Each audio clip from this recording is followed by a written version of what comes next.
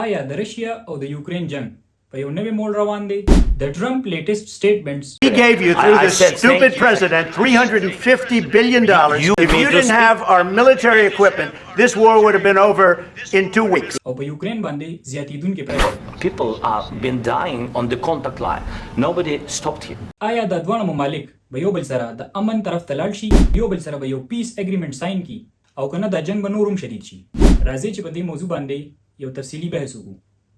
موږ سره اوسئ او دا ویډیو تر اخره پورې وګورئ.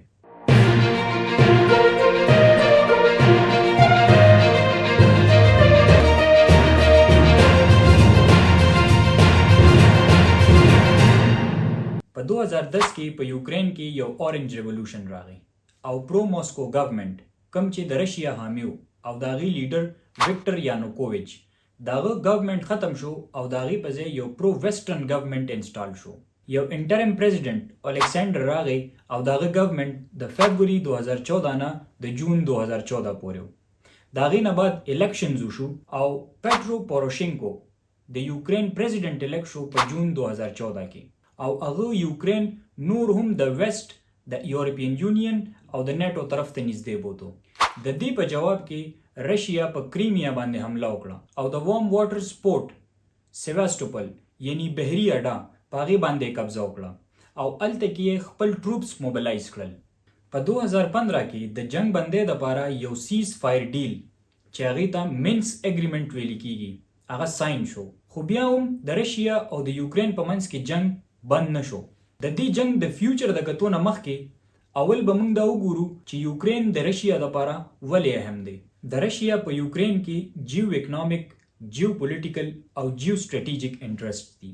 دا انټرست څه ته وایي؟ جیو اکونومیک یعنی څنګه ممالک د خپل ټریډ ریسورسز او اکانومي په ذریعہ باندې پاور او کنټرول گین کوي. فار ایگزامپل رشیا زیات تر اویل اینڈ ګیس یورپین ممالک ته ایکسپورټ کوي او دغه اویل اینڈ ګیس ایکسپورټ په ذریعہ باندې رشیا په یورپین ممالک باندې خپل انفلوئنس ساتي.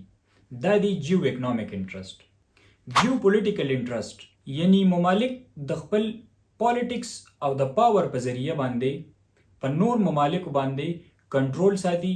فار ایگزامپل یو ایس او رشیا دواړه یو بل سره په کمپټیشن کې دي په یوکرین باندې د انفلوئنس حاصلولو لپاره. دې ته وایي جیو پولیټیکل انټرست.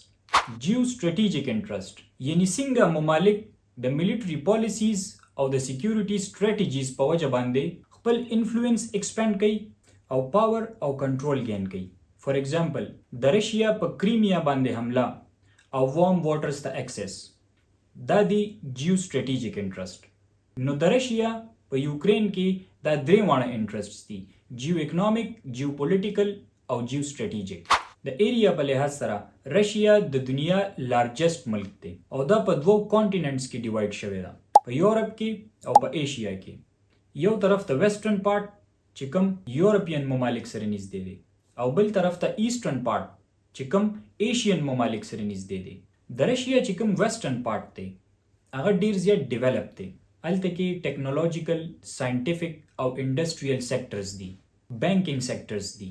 او د رشیا چې کوم ایسټرن پارت دی هغه انډر ډیولپ دی د هارش کلایمټیک کنډیشنز په وجه باندې. سایبیرین ریجن په ایسټرن پارت اف رشیا کې راځي. آلموست 60 to 70% اف رشیا دا انډر ډیولپ دا او دا په ایسټرن پارت اف رشیا کې راځي. رشیا چې دنیا سره څومره هم ټریډ کوي هغه د ولادیووسټوک پورت په ذریعہ باندې کوي. دا پورت په ایسټرن رشیا کې موجود دی او د رشیا د ټولو نه غټ پورت دی. دا پورت په یو کال کې 8 منثs لپاره اپریشنل وي او د 4 منثs لپاره دا بند وي د هارش کلایمټیک کنډیشنز په وجه باندې، ځکه چې هغه طرف ته سایبیرین ریجن دی او هغه ټول ریجن د 4 منثs لپاره په وور کې ډوب وي او دا د رشیا په اکانومي باندې یو غلط اثر غورځي. دویمه خبره دا ده چې څه ګوډز په ویسټرن پارت کې تیاریږي او هغه د ولادیووسټوک پورت ته راځي، نو په دې باندې 6 days ټایم لګي او د هغې نه بعد بیا دا ګوډز پوره دنیا ته ایکسپورټ کیږي. نو دا هم د رشیا د اکانومي لپاره یو غټ چیلنج دی. د رشیا اکانومي امپروف کیږي نه، گروث نه کوي او په هغې باندې نیگیټیو امپیکټس راځي. د خپل اکنامک انټرستس اچیو کولو لپاره رشیا په کریمیا باندې حمله وکړي. کریمیا د یوکرین حصہ ده. اولته کې د وارم واټرز یو نیول بیس هم دی سیواستوپول، ته کې خپل ټروپس موبلایز کی. رشیا ولې په سیواستوپول باندې قبضه وکړي؟ د هغې مین وجه دا ده چې سیواستوپول وارم واټرز سره نږدې دی. نو یو خوا خو به د رشیا وارم واټرز ته اکسس وشي او بل خوا به بیا میډیټرینین سی ته راځي او د سټریټ اف جبرالټر په تھرو باندې به اټلانټیک اوشن ته کوزیږي. نو چې کوم ګوډز په ویسټرن رشیا کې تیاریږي هغه به سیواستوپول ته راځي او د هغې نه بعد به بیا د میډیټرینین سی او د اټلانټیک اوشن په تھرو باندې پوره دنیا ته ایکسپورټ کیږي. نو دې سره به نه صرف د رشیا ټریډ بوسټ کیږي بلکې د هغې اکانومي به هم ورسره امپروف کیږي. دویمه خبره دا ده چې په یوکرین کې ریسورسز ډیر زیات دي. هلته کې منرلز، پټرولیم، کول اینڈ ګیس دا ډیر زیات دي. نو د دواړو د یو ایس او د رشیا د دواړو اکنامک انټرسټ دي په یوکرین کې. د اکنامک انټرسټ سره سره د رشیا جیو سټریټیجیک انټرسټ هم دي په یوکرین کې. یو ایس او یورپین یونین دا یوکرین سپورټ کوي. رشیا آلریډي یوکرین ته آفر کړو چې یوریشین اکنامک یونین جوائن کی. یوریشین اکنامک یونین دا د یورپین یونین په شان یو الاینس دی په کوم کې چې ډومیننٹ پاور رشیا سره دی او بیلاروس، آرمینیا، قزاقستان او کرغستان دا د دې ممبر سټیټس دي او د دوی یو بل سره فری موومنٹ کیږي د ګوډز، د سرویسز او د کیپیټل. نو رشیا یوکرین ته آفر وکړو چې یوریشین اکنامک یونین جوائن کا. یوکرین د هغې نه انکار وکړو. اوس رشیا دا سوچ کوي که چېرته یوکرین یورپین یونین جوائن کی نو هغه به بیا د نیټو حصه هم جوړیږي او په نیټو کې بیا ډومیننٹ پاور یونایټډ سټیټس سره دی. نو که چېرته یوکرین د نیټو حصه جوړه شوه نو نیټو به بیا سیواستوپول ته ایکسس کوي او هلته کې به د رشین انټرسټ ته یو تھریټ جوړیږي. د دې په وجه باندې رشیا په کریمیا باندې حمله وکړه او چې کله رشیا په کریمیا باندې حمله وکړه یونایټډ سټیټس په رشیا باندې سینکشنز امپوز کړل. چې کله پرو ویسټرن ګورنمنت په یوکرین کې انسټال شو په 2014 کې نو هغه ګورنمنت د یو نریټیو جوړولو کوشش وکړو او هغه نریټیو دا و چې د یوکرین نه د پرو رشین لینګویج او د پرو رشین کلچر ختمو شي. بل طرف ته رشیا وی چې یونایټډ سټیټس او یورپین یونین د یوکرین نه د رشین لینګویج او کلچر ختمول غواړي. نو هغې په ډونباس ریجن کې ایتنیک رشینز موبلایز کړل. ډونباس ریجن د رشیا او د یوکرین بارډر سره دی او نه صرف یې هلته کې ایتنیک رشینز موبلایز کړل بلکې هلته کې یې ملیټري موبلایزیشن هم شروع کړو او ګریجولی د یوکرین په پوره بارډر باندې ملیټري موبلایز کړه. د ملیټري موبلایزیشن نه بعد په 2022 کې رشیا یو فل سکیل انویژن لانچ کو په یوکرین باندې او یو زوردار حمله وکړه او دې ته یو نوم ورکو سپیشل ملیټري اپریشن او ډونباس ریجن یې فتح کو. په جون 2022 کې یوکرین جوابي کاروایی شروع کړه، کاونټر اوفensive یې سٹارټ کړل.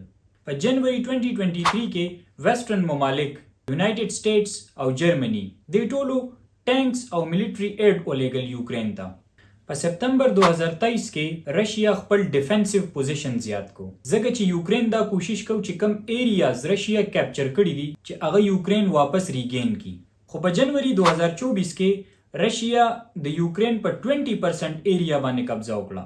په فبرवरी 2024 کې نیټو خپل ایډ یوکرین ته نورم زیات کو. بل طرف ته رشیا میزایل سټرایکس زیات کړل په یوکرین باندې او 67 میزایل سټرایکس او 194 ډرون سټرایکس وکړل رشیا په یوکرین باندې او د رشیا او د یوکرین په منځ کې دا جنگ اوس هم روان دی.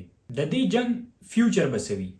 یونایټډ سټیټس آلریډي سینکشنز امپوز کړي دي په رشیا باندې او دا سینکشنز یورپین یونین هم سپورټ کوي او دا سینکشنز د رشیا په آیل کمپنیز، بانکینګ سیکټر او ویپن انډستری باندې امپوز شوي دي. آیا دا سینکشنز په رشیا باندې ساسر وغورځي؟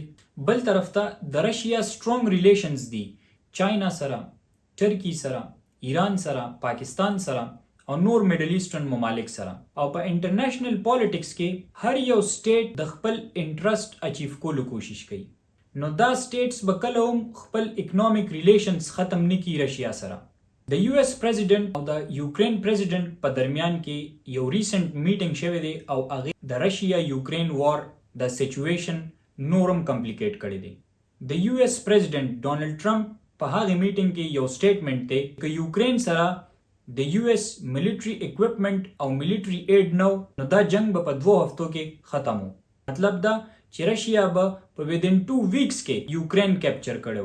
یونایټډ سټیټس الریډي خپل انټيليجنس شیرینګ روکاو کړی دی یوکرین سره او دا هم یو پوسیبিলিټي کیدی شي چې یونایټډ سټیټس ملټري سپورټ هم کم کی د یوکرین طرف ته او دا به د یوکرین په ډیفنسیو کیپیبিলিټي باندې یو نیگیټیو امپیکټ راولي او د یوکرین د لپاره به دا ډیر زیات مشکل شي چې هغه به خپل ځان ډیفند کی اگینست رشیا. چې کوم سانکشنز پر رشیا باندې امپوز شوي دي که هغه سانکشنز پر رشیا سره اثر نه غورځاو او ډیپلوماټیک افورټس فیل شو نو دا کلیر نه ده چې د ویسټ نیکسٹ سټپ بسوي یا خو به ویسټرن ممالک یوکرین طرف ته خپل سپورټ نورم زیات کی او یا به یوکرین پریشرایز کی چې هغه رشیا سره یو پیس ډیل ساين کی ځکه چې د نیټو ډایرکټ ملټري انټرونشن پوسیبل نه دی. چېرته د نیټو ډایرکټ ملټري انټرونشن وشو په دې وار کې مطلب دا چې د رشیا او د یوکرین په وار کې که چېرته کې نیټو انوالو شو نو د دې نه بیا یو ګلوبل کانفلیکټ هم پیدا کیدی شي او یو ورلد وار لایک سچویشن پیدا کیدی شي. د ټرمپ چینجینګ سټانس په وجه باندې کیدی شي یوکرین سره څه چوایس پاتې نشي او هغه رشیا سره نیګوشیټ کی او کیدی شي د جنگ د ماحول چینج شي او دواړه پیس ډیل طرف ته لاړ شي. ستاسو د رشیا او د یوکرین د وار د فیوچر باره کې څه تھاټس دي خپل تھاټس په کمنټ باکس کې لازمی شیر کړئ. زه امید لرم چې تاسو د لپاره به دا ویډیو پروډکټیو ثابت شي وي. تاسو خپل فیډبیک په کمنټ باکس کې شیر کولی شئ او د دې نه علاوه ایډیشنل ایشوز هم هایلایټ کولی شئ چې پاغي باندې یو انفارمیټیو ویډیو جوړ شي. مزید د انفارمیټیو ویډیوز لپاره کریټیکل ټاک سبسکرایب کړئ او د بیل آیکن لازمی دباو کړئ. یو نیکسٹ انفارمیټیو ویډیو سره به ملاویږو. د خپل ځان خیال ساتئ. الله حافظ.